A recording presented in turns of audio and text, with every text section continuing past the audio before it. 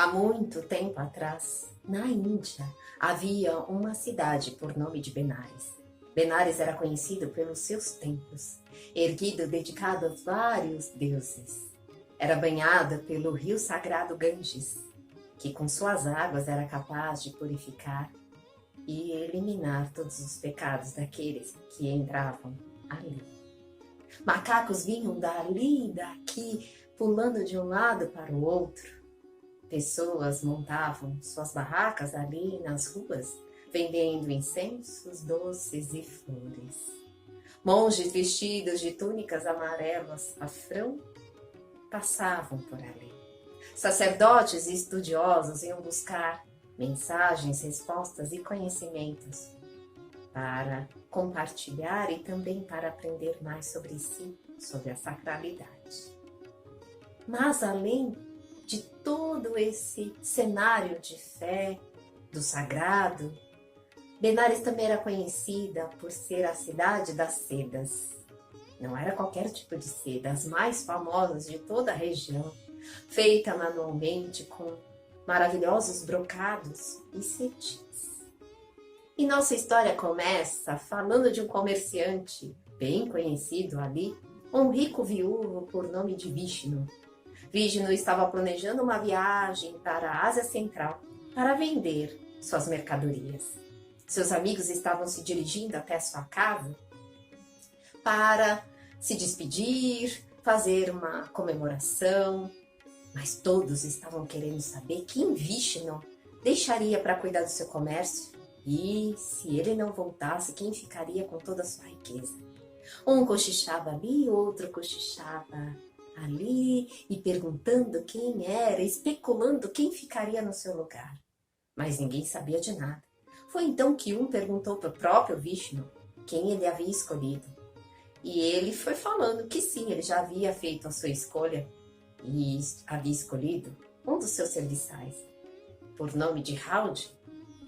Todos se entreolharam e ficaram abismados com aquilo. Afinal, Raudi era um simples cozinheiro. Como poderia cuidar do comércio de Vishnu? Todos estavam espantados e começaram a falar, mas ele não tem estudo. Como ele pode cuidar do seu comércio? E se você não voltar? Afinal, era uma viagem com muitos perigos. Poderia não voltar, como outros mercadores também não voltaram. Ele falou que sim, que ele havia feito uma boa escolha. Afinal, aquele funcionário havia cuidado dele quando ele estava doente, ficado ali ao seu lado, e ele confiava muito nele. Mas todos estavam inconformados. Afinal, além de tudo isso, ele era de uma casta inferior. Para quem não sabe, na Índia existe um sistema de castas que ainda existe até hoje. Cada pessoa tem a sua função na sociedade, sua profissão, e não pode se misturar. Uma casta de sacerdotes é diferente daquele que limpa as latrinas ou varre o chão. E outras castas, cada um no seu lugar. Mas, voltando à história, os amigos de Vishnu estavam inconformados. Foi quando um deles teve uma ideia de ir procurar um sábio. E esse sábio é conhecido não só de lá, mas aqui também como Buda. Buda estava na cidade de Benares. E foi assim que todos eles fizeram uma pequena caravana e foram ter com Buda. Ele estava sentado embaixo de uma árvore com um tecido enrolado no seu corpo de cor de açafrão. Todos chegaram, cumprimentaram com reverência e foram falando da história. Buda os olhou com muita compaixão e muito amor e começou a dizer que responderia através de uma história. Há muito tempo atrás, havia um rei com um belo palácio e em volta do seu palácio um riquíssimo jardim. Haviam várias árvores entre pessegueiros, amoreiras, tamareiras e tantas outras, mas havia uma em especial. Uma cerejeira ornamental que o rei adorava. O rei contemplava aquela árvore, percebendo os ciclos da vida e da natureza entre elas, pois ela era um espetáculo a cada estação. No verão, se enchia de folhas verdes.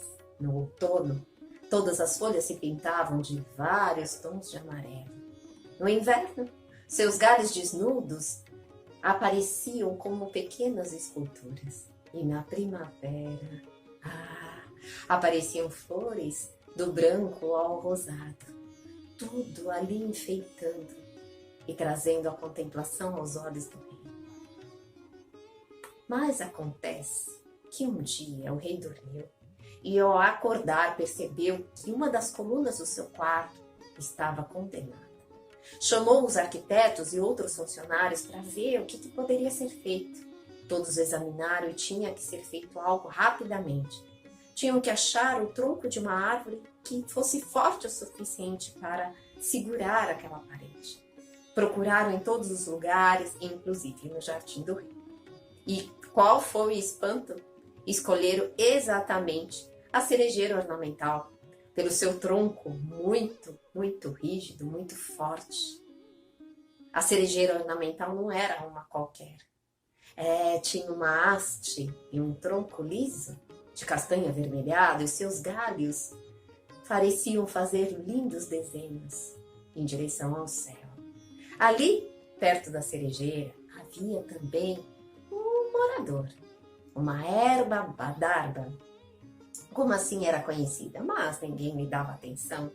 Mas ela estava feliz, pois estava ao lado da árvore que amava e também com seus outros amigos que moravam ali no jardim, desde joaninhas, gafanhotos e até camaleões. Ela nem se importava em ser pisoteada. O rei estava muito preocupado por ela ter sido escolhida. Fez de tudo e falou com todos os funcionários para que desistissem e achassem outra árvore, mas ninguém achou. Todos foram falando que era melhor ele colocar aquela árvore, o tronco daquela árvore, para segurar sua parede do que perder todo o palácio. Então ele foi convencido. O rei então chamou um sacerdote para que fizesse o ritual em favor dos espíritos das árvores e saber qual o melhor horário para cortar a sua árvore.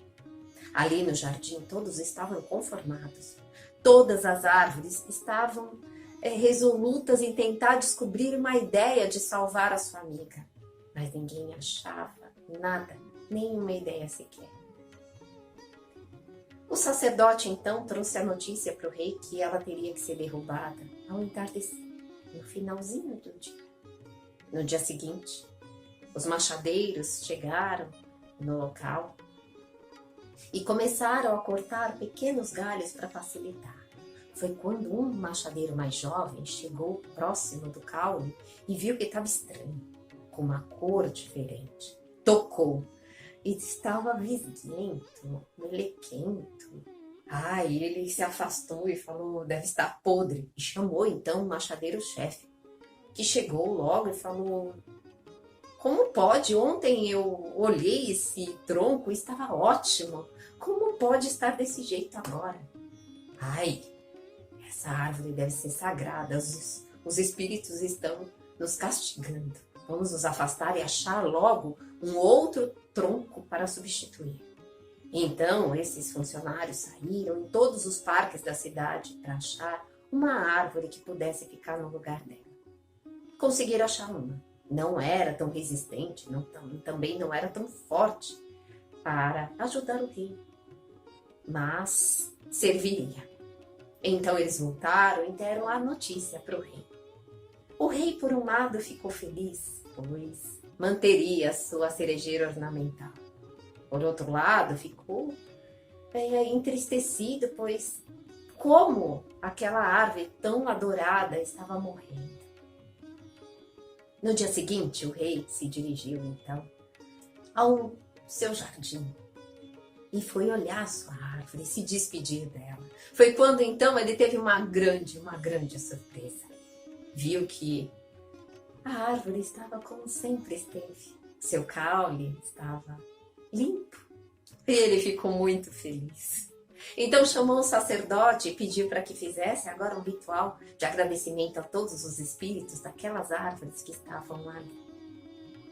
Ali no jardim, todos os outros moradores, todas as plantas e as outras árvores e até a erva d'árvores e os insetos estavam ali contentes com a salvação da cerejeira ornamental e foram perguntando o que de fato havia acontecido.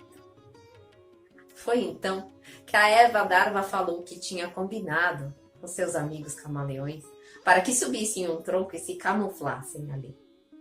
E assim que alguém tocasse, perceberia e acharia que estava apodrecendo, que de fato não era. Foi assim que o rei ficou maravilhado, o jardim estava todos em plena satisfação por ter salvado a sua amiga cerejeira ornamental. E é assim que Buda termina a história dizendo que, de fato, o que devemos dar valor não são aqueles que são iguais a gente e que têm inteligência, mas sim dar valor àqueles que não são fiéis, que demonstram amor e sabedoria por nós. Vishnu então deu um grande sorriso, enquanto os outros abaixaram os olhos envergonhados e foram embora. Essa é uma história chamada Cerejeira Ornamental, de um livro conhecido como A Floresta de Histórias.